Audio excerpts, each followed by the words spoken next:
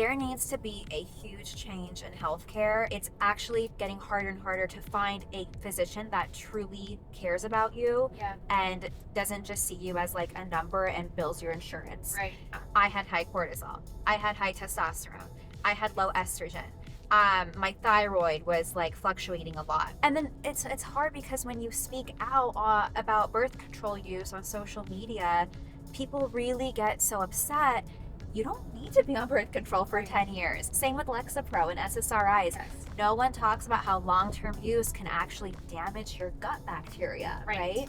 As a woman, our hormones literally go like this all the time, all throughout our lives. It is a total roller coaster, and that is by design. That's how we're created. People, they don't realize how often the gut and the brain is so interconnected that if you do want to improve your mental health, not only just get blood work done, but just get a stool test done and actually see how things look in your gut.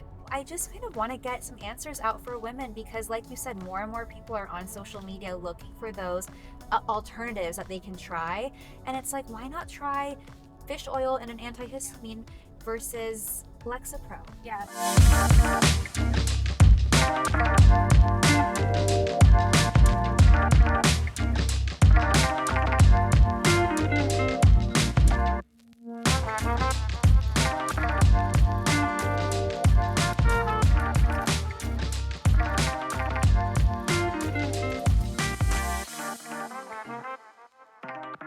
Thank you, Ariana, for being with us today. It's a beautiful day in Orange County, and I'm glad we caught you when you were in town. I know. Thank you for having me. Very cool setup. I love this. Oh yeah, it's a fun way to meet people, and it's definitely a fun way to create education content. I was just listening to your podcast on my drive over, The Wellness Farm, correct? Yes.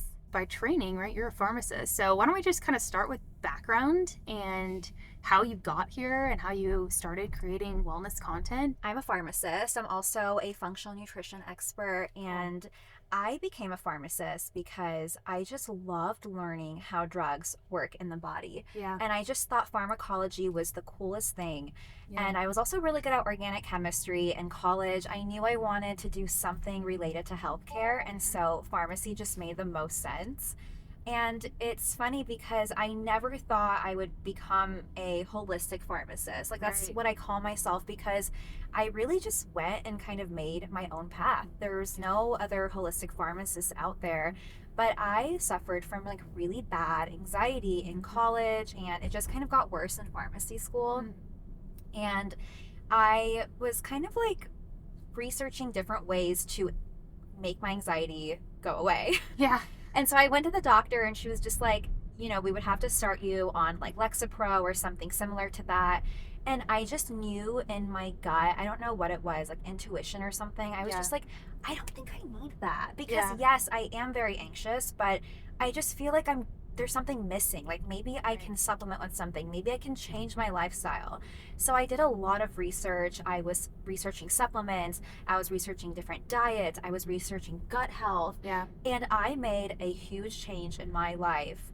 And I got so much better, to the point where I don't have any chronic anxiety anymore. Wow. Of course, there's days where I have anxiety, but which is normal, by the way, and I think that's human. Something. Yeah, that's something that there's a certain level of, even a depression, but there's a certain level of anxiety that is normal. It's just obviously the chronic anxiety that's the problem. Just chronically thinking about worst case scenario, what could go wrong, racing heartbeat. It just wasn't normal, and so that really inspired me. I was like, wow, I wish I had someone who I could go to and they could educate me about Lexapro and SSRIs. Yeah. But they could also educate me on supplements and like functional nutrition and how food can actually heal you. And so that's exactly what I became. And so then I started writing wellness blogs, and then I got into video content.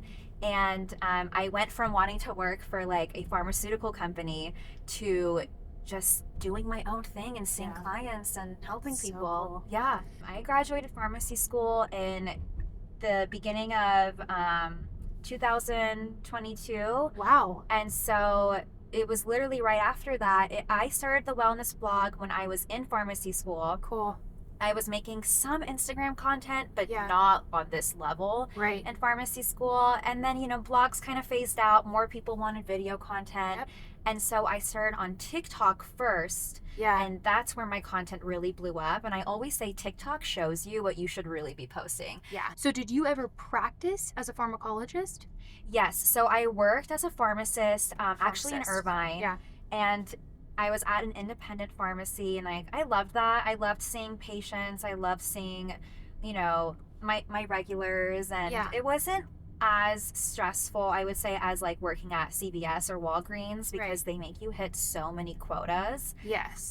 But it's hard because even an independent pharmacy, I don't own it, so I couldn't counsel my patients on like natural ways to lower their high cholesterol, Yeah. because it's just not appropriate. You know what I mean? Like, they're here to pick up their medications, and even though they would want to ask me certain things, I couldn't say, oh, no, don't use this. Use red yeast rice and CoQ10, right?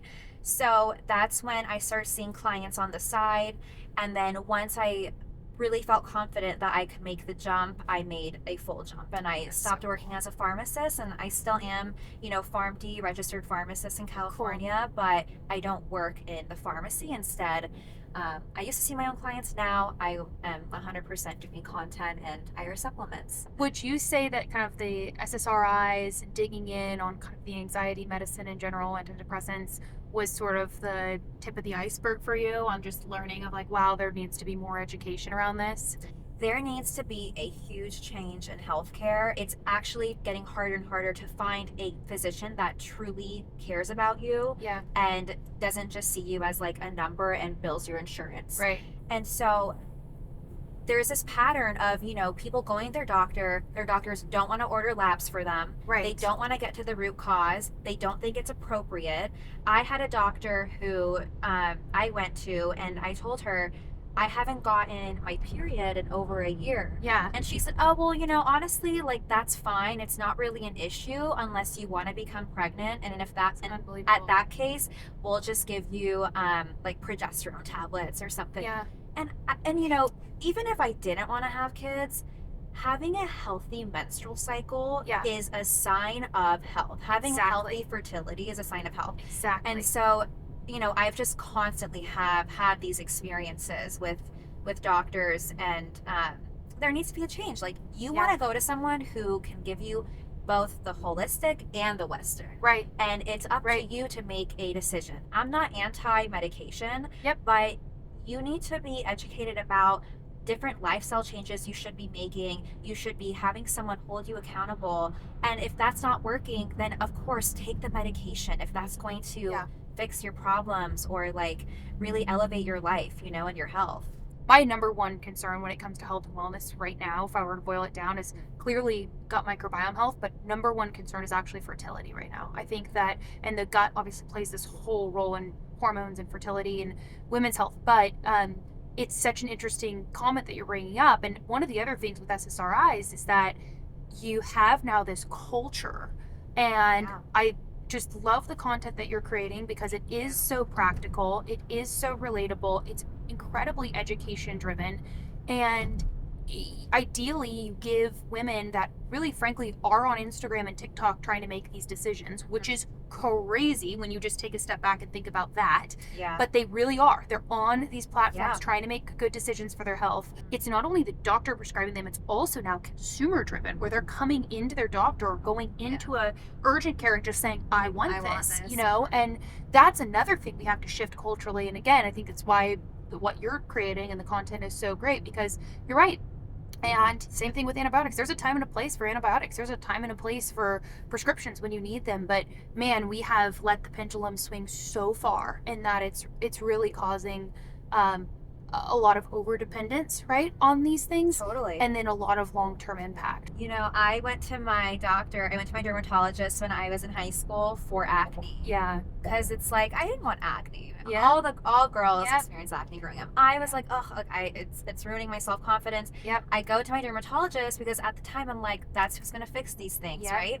And he is the one who prescribed me birth control. How old were you? Oh my God, I was like a freshman in high school. Same exact thing, except I mean, I think worse than the dermatologist. It was my pediatrician. But for the That's same reason, insane. I was just Yeah. getting my period, just getting into natural flow of my cycle, and I had acne. And it's like all very normal. It's my mom. I remember when she was in the office with me, she was like, don't do it. Yeah. Don't take this. And I remember I got so mad at my mom, but just looking back, like Yeah. my mom has been right about everything. Yep. But it's very disappointing because I was on it for 10 years and I just Yeah. thought this is what's controlling my acne. And when I finally made the jump off of my birth control, oh my gosh, it, it everything went downhill from there. Yeah. I had high cortisol. I had high testosterone. I had low estrogen. My thyroid was like fluctuating a lot. And it really has taken, even up until now, I want to say a year and a half or so of like putting in the work to Yeah. get to the root cause and really heal my body from the inside out. But they don't tell you that because Yeah. and then it's hard because when you speak out about birth control use on social media, people really get so upset. Yeah. But I understand that birth control again has a time and a place. There are women out there who bleed very heavily. They Yeah. need birth control to control that. Yeah. But for women who just have acne, or like some PMS symptoms, you don't need to be on birth control for Right. 10 years. Same with Lexapro and SSRIs. Yes. No one talks about how long-term use can actually damage your gut bacteria, right? I really want to educate people about long-term use of these medications, what could potentially arise out of that, and what to do instead in the first place to maybe offset, using medications like that. Yeah, the birth control one is so interesting, right? Because it started as this idea culturally of liberation, Yeah. right? It was this whole idea of liberation. And then, of course, like every pharmaceutical, it's a business, right? So, make line go up, right? Sell. And then there's incentive structures all the way down to prescribe it. And then come to find out, it's actually not that liberating because long-term usage of it really destroys a lot of your natural systems. We didn't learn anything. I don't know about you. I mean, I didn't learn about what your cycle is, how it works. Oh, And not at all. And so that is, and the same thing with like, you can apply that to like SSRIs, but that's at the core of this, is actually educating young women who could be as young as 10, 11, 12 years old about these things. I mean, it's probably the most important thing that we can do at this point.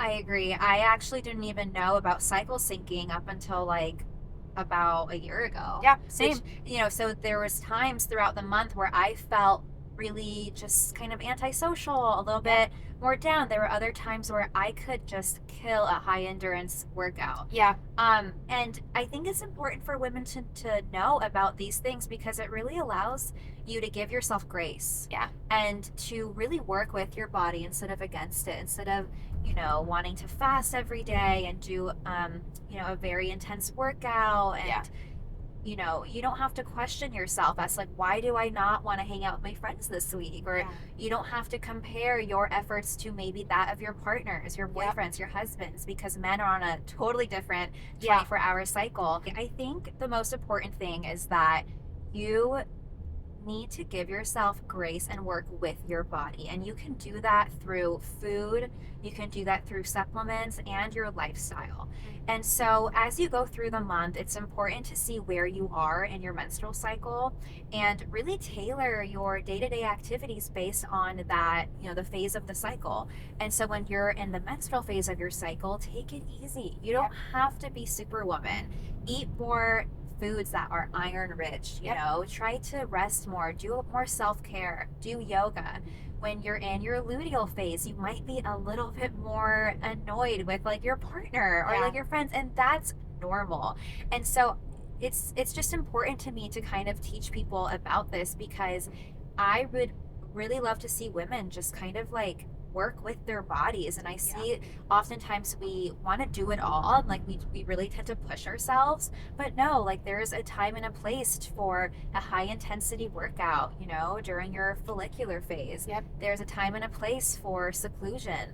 So I think that's like the most important thing is like, don't be so hard on yourself. As a woman, our hormones literally go like this all the time, all throughout our lives. It is a total roller coaster, and that is by design. That's how we're created. Something you mentioned earlier, and something that I'm a big fan of, is getting blood work done on I love getting blood work yeah, done. on a fairly normal basis. Even doing a stool test and Yes. doing like a comprehensive stool test, even if you could just do it once a year, Yeah. I think that's so valuable. Like Yep. I actually did one of those a couple months ago. Yep. You find out so much information, like exactly what probiotic strains you should Yep. supplement with. If you can't digest certain things properly, so maybe you need to take a digestive enzyme. Yep. It's just so valuable to know. Or, you know, even if you have SIBO or like Yep. H. pylori, right? And so oftentimes people, they don't realize how often the gut and the brain is so interconnected, Right. that if you do want to improve your mental health, not only just get blood work done, but get a stool test done and actually see how things look in your gut.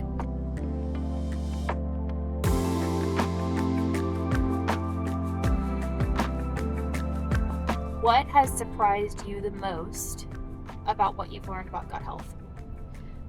I think how big of a role hormones play in gut health. Yeah. Because growing up and even in school, we always learned that the endocrine system and, you know, your gut are just completely separate, Yeah. and that there's no interplay there. You know, when I got off birth control and I had really high cortisol, I had some leaky gut issues.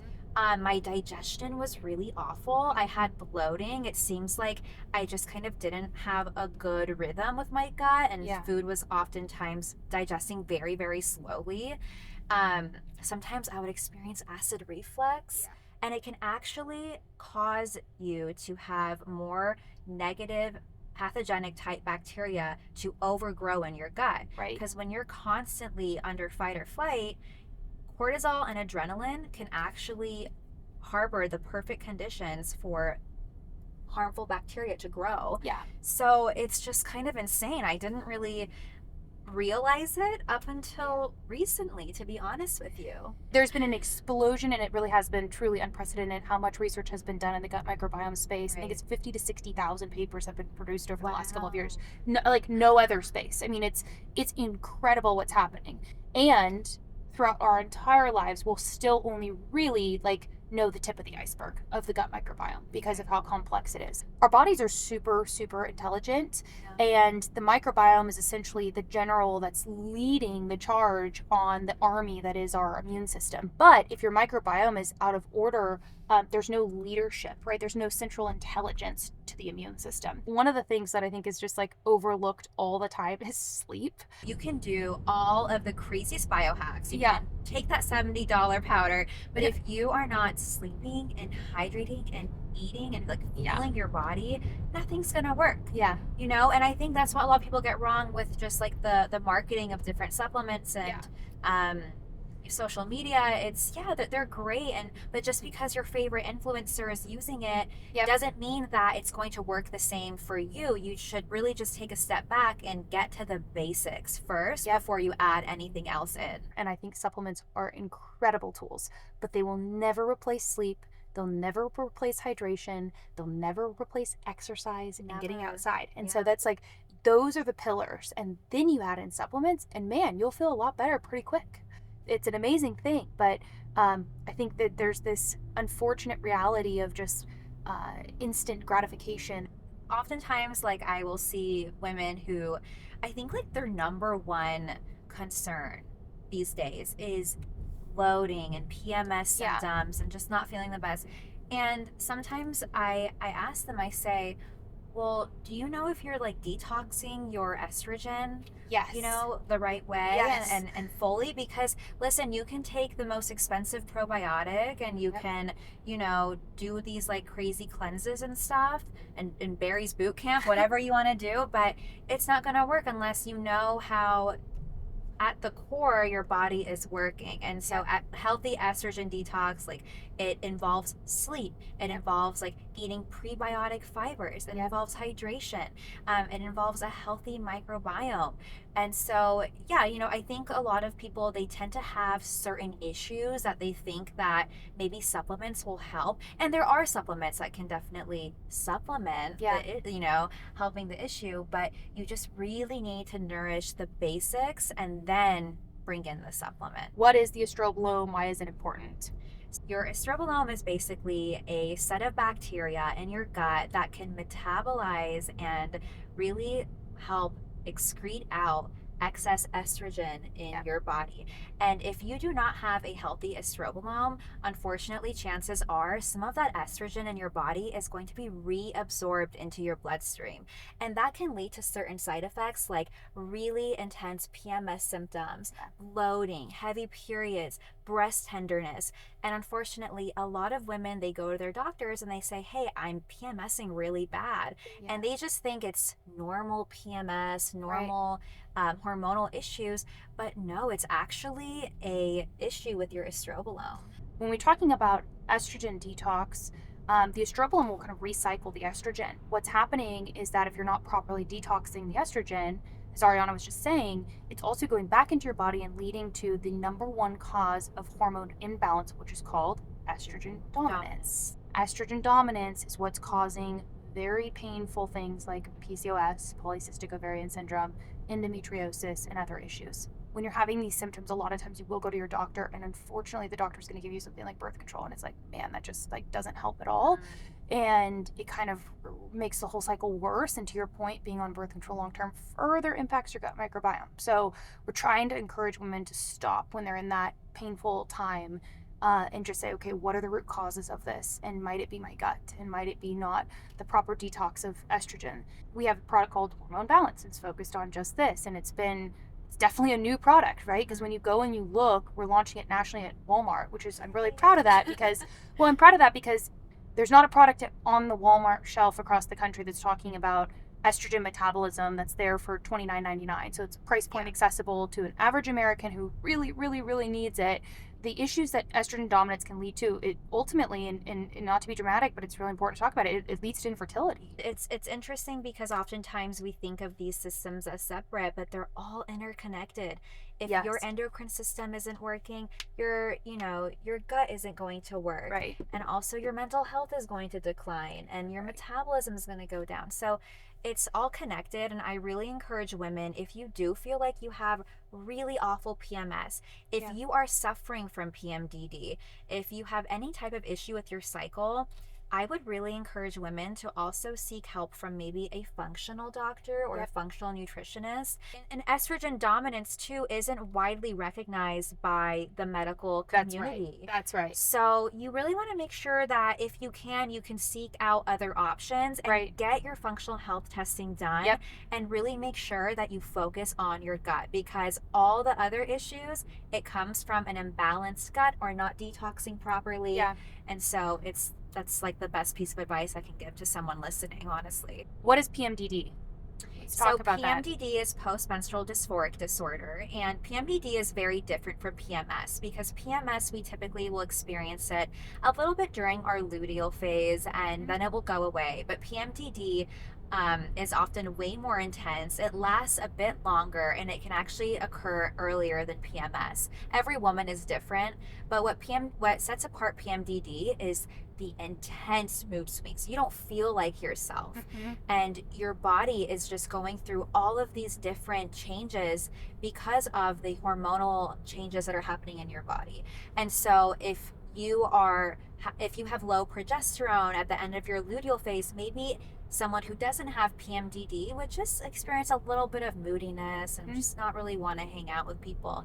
But for a woman who's experiencing PMDD, it can actually manifest as intense mood swings, crying spells, even sometimes suicidal thoughts. What are some of the causes of PMDD? As far as the causes go, there are some root causes. Every woman is so different with how she responds to those changes in her hormonal cycle.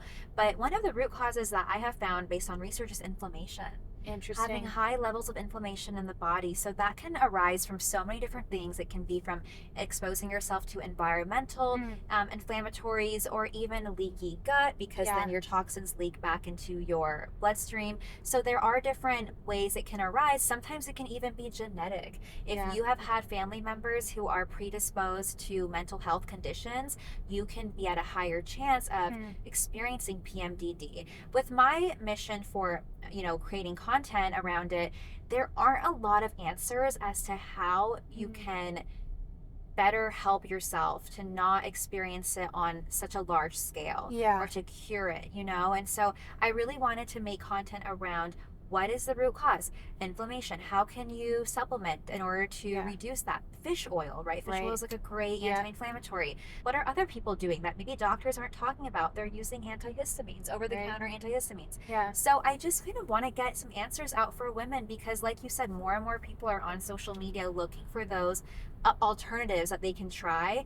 And it's like, why not try fish oil and an Yeah. antihistamine versus Lexapro? Yeah. What particularly inspired you to start Iris? I started my own supplements because I basically have spent so much of my life studying how medications work in the body. Yeah. So now with Iris supplements, I'm basically taking herbs and minerals and natural components, and basically mimicking how these medications work in your body. So, for example, with chill pills, I basically took how something like an SSRI would work, Yeah. and I included rhodiola, L-theanine, passion flower. Passion Yeah. flower increases GABA in the brain, right? Mhm. And so I basically wanted to make formulas that were natural but work on the same pathways and the same mechanism as medications. But now we are doing a little bit of a rebrand, because just with my whole experience, I kind of realized I want to focus more on women's health. Yeah. So we're Yeah. rebranding into Cenis, hopefully in Cool. June or July. What does Cenis mean? Cenis means ash. And Cool. I just really saw it as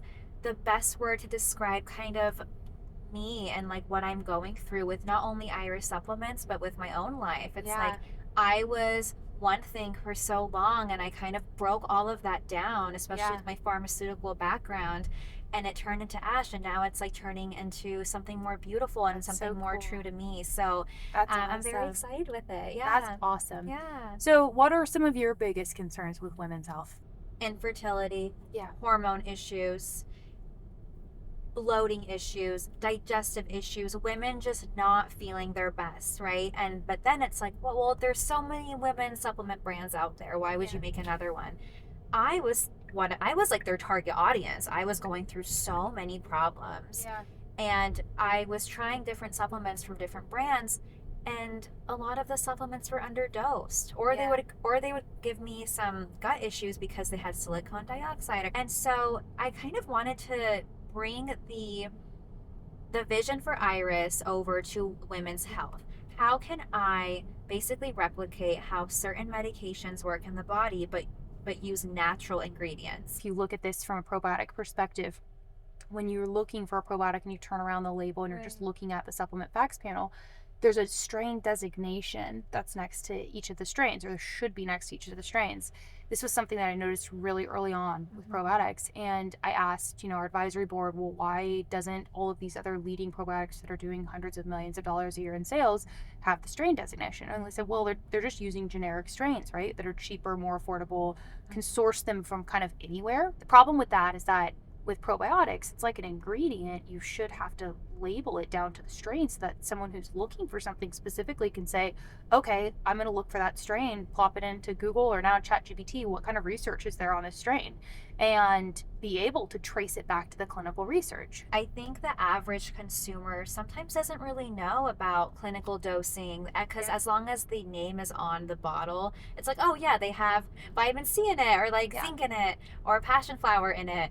But how much of that actually are they putting in the supplement? Because it needs to be backed by clinical research. The big part of our mission too is like, hey, look for quality versus quantity, and quality that's supported, of course, by clinical studies. There's so many supplement brands out there, and you, as a consumer, you really have to do your research. So it's nice to just know that there are brands out there kind of doing like their due diligence. Switching gears a little bit, let's just talk about social media in general. And I'd love to just hear your perspective of really growing your content, how you think about sharing different content on different platforms. I think that'd be really interesting just from a more of a putting your kind of content creator hat on, right? Yeah. I think with TikTok, it's important to really focus on SEO.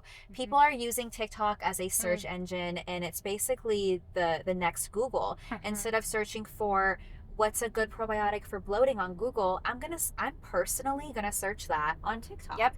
And so you want to really focus on content that is going to be played multiple times in a row by your viewer. So you can incorporate trends, you can incorporate trending sounds, and then sprinkle in some nurturing content, longer form content that your viewers can really learn from.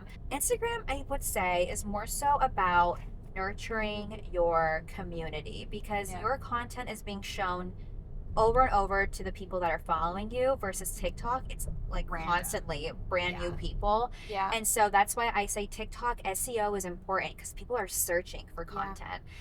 Versus Instagram, people who follow you are following you to keep reabsorbing your content. A lot of the newer forms of content that I like to experiment with, whether it's text on screen or like morning routine videos, I will post that on TikTok first and kind of see like if people are actually searching for these types of content and wanting to watch it. And then if I see that there's some sort of like SEO popularity, I will bring it over to Instagram and kind of like nurture my content. The other thing that we haven't touched on yet that I thought would be really good, because it is so central and important, is just our food system and diet. You know, you talk about bloating, you talk about lack of estrogen, detox, all of it's connected, right? And so fiber is kind of this central underlying piece. Not to mention, we're seeing things like colon cancer on the rise, which is a huge issue. It's a huge issue, and younger. And younger, 30s, it's 40s. So I mean, scary. it's very scary. Fiber is very important to feed the good bacteria in your gut. Right. It helps you form stools. It helps with regularity. Yep. By being more regular, you can excrete out excess estrogen and toxins that you're holding in your large intestine. And it also helps with your cholesterol. It's just such an important factor to incorporate into your diet. We just brought out a fiber product. It's called Fuelful. So it's really marketed towards the satiety aspect of fiber. You, as a woman, need 25 grams of fiber. Men, 40 grams. Again, you really, in a comfortable way, cannot get that from a supplement. You can supplement with 5-10 grams of fiber a day. Totally think you should, because it'll fill some of the gap. But the reality is, this is another really important truth. You can't supplement your way out of your diet. Right? That's just that doesn't work. And so if that worked, we would all be just eating supplements all day and not needing to worry about diet at all. You have to change what you're eating to incorporate more high fiber foods. I've heard little whispers about fiber on social media, and I think people are starting to realize more and more how important it is. I personally use a psyllium husk. If I feel like some days I'm not hitting my fiber goals, I do use that, and it's been really great for me. And it just has so many other benefits, even beyond the gut and excreting out estrogen. It's so heart healthy. It's great for your cholesterol. And so I really want to encourage people to not only look at their protein intake, but also their fiber intake. And that's actually going to help your probiotic supplement, or the fermented foods you're eating, work even more in your gut, because your bacteria in your gut is gonna have fiber and something to kind of like feed on. We're using a fiber called glucomannan, which is a konjac root, and it goes low dose. It's only 1 gram, but it expands.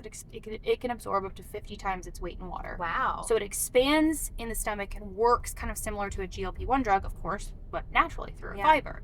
And so that's hence the whole name of Feel Full and the satiety piece. Psyllium husks work similarly. You've got to take more, and they work differently. We think that the glucomannan is just a unique way to kind of do this filling, the filling of the stomach. Getting 25 grams of fiber a day from food is hard. It is. And And so my encouragement is you get as much as you can from food, and then you add in an extra 5 or 10 grams if you need to from a supplement. No, that's great advice. I think that's something that I struggled with too in the past was like how do I get enough fiber when everything I'm buying doesn't even Yeah. have enough fiber? And so, I do try to eat my veggies and other sources, but at the end of the day, sometimes using that powder gives me like that extra boost that I need, and it makes me feel so great. Rapid fire, if you were talking to a woman who's maybe struggling with painful periods, bloating, maybe a little, depression, anxiety, what are just the top things that you would do right away? Okay, number one, stool test. Yep. Number two, get your labs done, full thyroid panel, check your sex hormones, check your insulin, your glucose, your A1C. Do a very comprehensive lab testing, probably with a functional practitioner, if I'm being honest. Yep. The third thing I would do is start supplementing with magnesium glycinate at night, because this is really going to help with relaxing your nervous system, increasing GABA in the brain, and most Americans are deficient in magnesium, so it really can't hurt. And move your body. Yeah. I know it can be hard when you're dealing with anxiety and depression to even exercise. Even if you can go outside for a walk for even 10 minutes, Yeah. it's going to help you so much by producing serotonin in your brain. Yes. It's going to help regulate your circadian rhythm. So I think that's where I would start. Spending 20 minutes outside in nature can reduce your cortisol levels by 20-25%, which is amazing. Absorb all this content that's helpful on social media and take the practical little next steps from all of it, but don't forget to put the screens down and get outside. Yeah, and it's important to know you're not alone. Yeah. There's so many Yeah. women who are sometimes even silently dealing with infertility, Yep. or depression, postpartum, anxiety, Yeah. PCOS, insane hormone issues that you don't even know where to begin with it. Yes. And it's important to do your own research. Yeah. Don't think just because a physician is telling you it has to be one way, it has to be one way. Having their advice is very useful, obviously, but also do your own research Yeah. and explore your options. There is a solution. You just kind of have to take some time to do the digging. Incredibly helpful. Thank you so much. I can't wait to try the new supplements, and I know that this particular episode and all this content is going to be so helpful. So thank you so much for being generous with your time. Thank you.